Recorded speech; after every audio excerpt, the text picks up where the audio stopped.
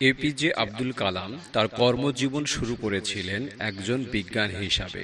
পরে তিনি ঘটনাচক্রে গণপ্রজাতন্ত্রী ধর্মনিরপেক্ষ ভারতের রাষ্ট্রপতি নির্বাচিত হন। তিনি মারা যান ২৭শে জুলাই ২০১৫ সালে। তার জীবদ্দশায় ৮৪ বছরের দীর্ঘ ও সফল কর্মজীবনে অর্জিত অভিজ্ঞতা ও দর্শন থেকে আমাদের জন্য রেখে গেছেন অসংখ্য মহামূল্যবান বাণী। একটি ভালো বই ১০০ ভালো বন্ধুর সমান, কিন্তু একজন ভালো বন্ধু একটি লাইব্রেরির সমান।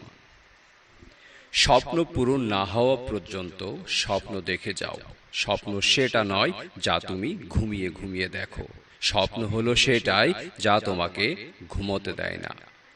তুমি যদি সূর্যের মতো আলো ছড়াতে চাও, তাহলে আগে সূর্যের মতো পড়তে শেখো। কঠিন কাজে আনন্দ বেশি পাওয়া যায়, তাই সফলতার আনন্দ পাওয়ার জন্য মানুষের কাজ কঠিন হওয়া উচিত। বৃষ্টি শুরু হলে সব পাখি কোথাও না কোথাও আশ্রয় খোঁজে, কিন্তু ঈগল মেঘের উপর দিয়ে উড়ে বৃষ্টিকে এড়িয়ে যায়।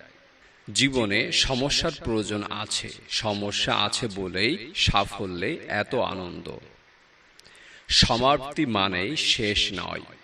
এন্ড শব্দটির মানে হচ্ছে এফর্ট নেভার ডাইজ, অর্থাৎ প্রচেষ্টার মৃত্যু নেই। তিনজনই পারেন একটি দেশ বা জাতিকে বদলাতে। তারা হলেন বাবা, মা এবং শিক্ষক।